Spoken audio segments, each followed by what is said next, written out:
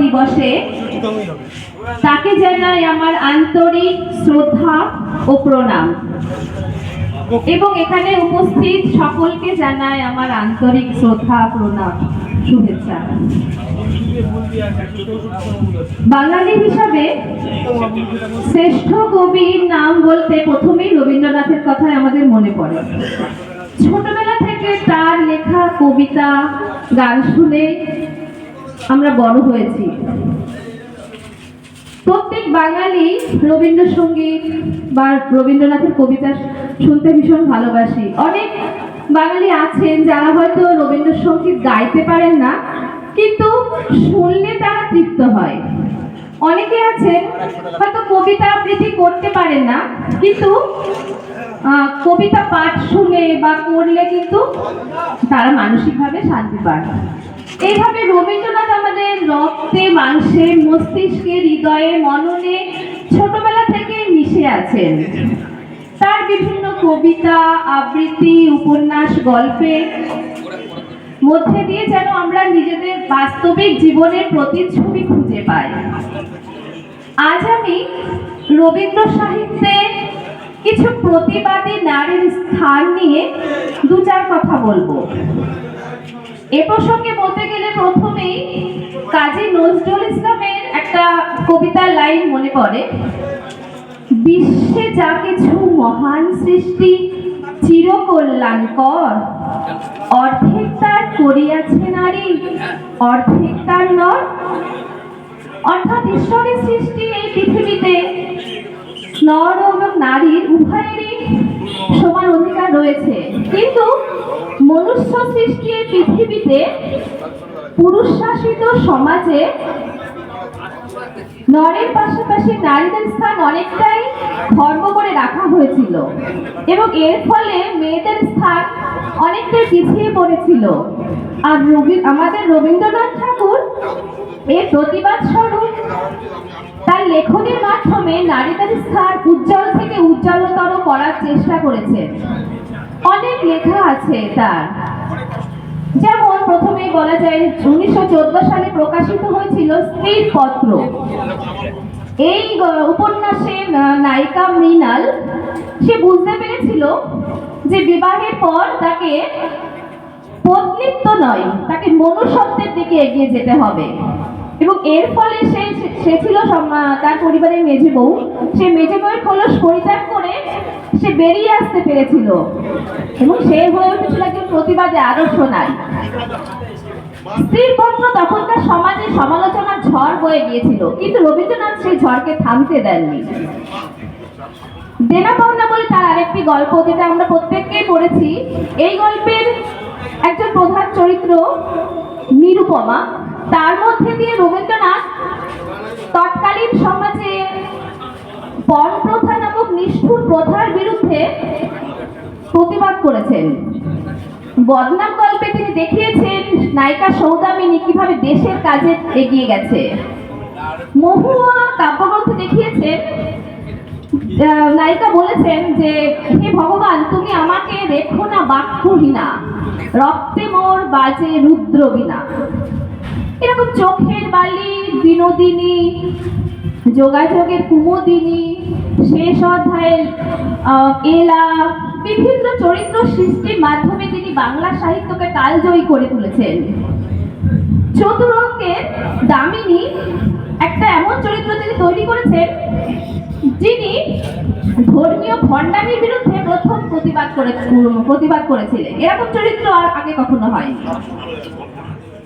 আর শেষ অধ্যায়ের এলা, এই চরিত্রটাকে তিনি এতটাই দুঃসাহসী করেছিলেন যিনি হচ্ছে পুরো সমাজ ত্যাগ করে, নিজের পরিবার ত্যাগ করে তিনি কি করেছিলেন, সশস্ত্র বিপ্লবে অংশগ্রহণ করেছিলেন। এরকম একটা চরিত্র কিন্তু আগে কখনো কেউ তৈরি করতে পারেনি। তারপর হচ্ছে যোগাযোগ। উপন্যাসটি কিন্তু রবীন্দ্রনাথের খুব জনপ্রিয় উপন্যাস। রবীন্দ্রনাথের ছোট মেয়ে মীরা, সে শ্বশুর বাড়িতে খুব দুঃখ যন্ত্রণায় তার দিনগুলো কাটত এবং রবীন্দ্রনাথ কিন্তু এটা দেখে খুব কষ্ট পেতেন। তাই তিনি তার মেয়েকে কেন্দ্র করে যোগাযোগ উপন্যাসের নায়িকা কুমুদিনীকে তৈরি করেছিলেন। এই কুমুদিনীও কিন্তু প্রথম জীবনে খুব অত্যাচারিত হয়েছিল, কিন্তু শেষ জীবনে সে প্রতিবাদ করে ওখান থেকে বেরিয়ে আসতে পেরেছিল। লাবণ্য বলে আরেকটি তিনি চরিত্র তৈরি করেছিলেন, শেষের কবিতা লাবণ্য। এই লাবণ্যকে তিনি এমন ভাবে তৈরি করেছিলেন পুরো আধুনিক একটা চরিত্র, যে তখনকার ঊনবিংশ শতাব্দীতে মেয়েদের ছোটবেলায় বিয়ে হয়ে যেত, কিন্তু তিনি দেখিয়েছিলেন যে 20 বছরের একটি অবিবাহিতা মেয়ে, সে তার নিজস্ব সিদ্ধান্ত নেওয়ার ক্ষমতা আছে এবং সে স্বাধীন চেতা। এবং সে কি করেছে, তার প্রেমিক অমিতকে বিবাহ না করে সে বিবাহের ক্ষেত্র এবং প্রেমের ক্ষেত্রটাকে আলাদা করেছে। এইরকম সিদ্ধান্ত কিন্তু তখনকার দিনে ছিল দুর্লভ, যেটা রবীন্দ্রনাথ তার সাহিত্যে করে দেখিয়েছিলেন। একদম শেষ জীবনে তিনি লিখেছিলেন মুসলমানির গল্প, যেটা তিনি লিখেছিলেন একদম তার মৃত্যুর কিছুদিন আগে, এবং সেটা মৃত্যুর পরে প্রকাশিত হয়েছিল। এখানে তিনি দেখিয়েছেন গল্পের নায়িকা কমল, সে বলেছে আমার কোনো ধর্ম নেই। অর্থাৎ তখন ধর্মীয় বিভেদ হানাহানি এতটাই মাথাচাড়া দিয়ে উঠেছিল যে মনুষ্যত্ব এবং ভালোবাসা সেখানে প্রাধান্য পায়নি। তাই সে বলেছে আমার কোনো ধর্ম নেই। আর রক্তগরবে নন্দিনীর কথা তো আমরা প্রত্যেকেই জানি, তার নাম তো আমরা সবাই শুনেছি। এই নন্দিনী এমন একটা চরিত্র তিনি সৃষ্টি করেছেন যে ছিল পুরোপুরি স্বাধীনচেতা এবং স্পষ্টবাদী, অন্যায় অত্যাচারের প্রতিবাদী চরিত্র হিসাবে তিনি সৃষ্টি করেছেন। সে কি করেছে, রাজার সামনে গিয়ে বলেছে রাজার দোষ ত্রুটির কথা, এবং রাজতন্ত্রের সমস্ত খারাপ দিকটা সে রাজার সামনে গিয়ে বলেছে। এতটাই সে ছিল স্পষ্টবাদী চরিত্র, এবং নন্দিনীকে দেখে রাজাও নিজের ভুল বুঝতে পেরেছে। আর রঞ্জন, যেটা নন্দিনীর গল্পের নায়ক ছিল, যে রঞ্জন যখন মারা গেছে, নন্দিনী তখন প্রতিবাদে প্রথম অংশ নিয়েছে, বলছে রঞ্জন তুমি একা না, আমি আছি, তোমার মৃত্যু হয়নি, আমি আছি। সে প্রতিবাদে যখন প্রথম অংশ নিয়েছে রাজতন্ত্র এবং রাজের শোষণ শাসনের বিরুদ্ধে, তখন রাজা নিজেকে পরিবর্তন করেছে, নিজে তার ভুল বুঝতে পেরেছে এবং নন্দিনীকে বলেছে নন্দিনী আমিও তোমার সাথে আছি। এইভাবে, এবং সেখানে প্রেমের জয় ঘোষণার মাধ্যমে নন্দিনী চরিত্রটা একটা আদর্শ চরিত্র হিসেবে প্রকাশিত হয়েছে। এইভাবে বিভিন্ন চরিত্র সৃষ্টির মাধ্যমে রবীন্দ্রনাথ বাংলা সাহিত্যকে কালজয়ী করে তুলেছে। একজন মৃৎশিল্পী যেমন তার নিজের সমহিমায় যেমন নিজে নিজেও বিভিন্ন মূর্তি তৈরি করে, বিভিন্ন প্রতিমা তৈরি করে, তেমন আমাদের রবীন্দ্রনাথও তার আপন মনের মাধুরী মিশিয়ে বিভিন্ন চরিত্র সৃষ্টি করেছেন, এবং প্রত্যেকটা চরিত্র একদম জীবন্ত, বাস্তব, আপন মহিমায় ভাস্বর। এবং শুধু ভারতীয় সাহিত্যে নয়, সমগ্র বিশ্ব সাহিত্যে এগুলো জনপ্রিয়তা রয়েছে।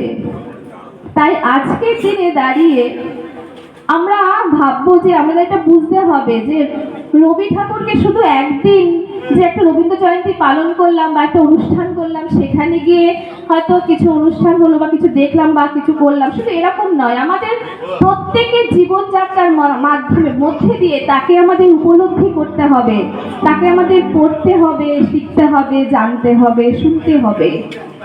এবং আমাদের নেক্সট জেনারেশন যে ছোট ছোট ছেলে মেয়ে রয়েছে, তাদেরকেও আমাদের বোঝাতে হবে যে রবি ঠাকুরকে ছাড়া আমাদের জীবন সম্পূর্ণ হবে না। আমাদের ভারতবর্ষের শিক্ষা, সংস্কৃতি, কৃষ্টি সবেতেই তো তার হাত ধরে এসেছে, এবং যদি আমরা সেই তার পথ দেখানো পথে চলতে পারি, তবে আমাদের জীবন সম্পূর্ণ হবে, অনেকটাই আমরা সমৃদ্ধ হতে পারি। অনেকটা, আমি তো বিশেষ কিছু জানি না, তার লেখা অনেক কিছুই আমি পড়িনি, কারণ তিনি যা লিখে গেছেন সেটা আমাদের সারা জীবন ধরেও পড়ে শেষ করতে পারবো না। খুব অল্পই পড়েছি, যেটুকু জেনেছি আপনাদেরকে বললাম। আর আজকের দিনে মনে মনে আমাদের সকলের প্রার্থনা হোক, তুমি রবে নীরবে হৃদয়ে মম। নমস্কার।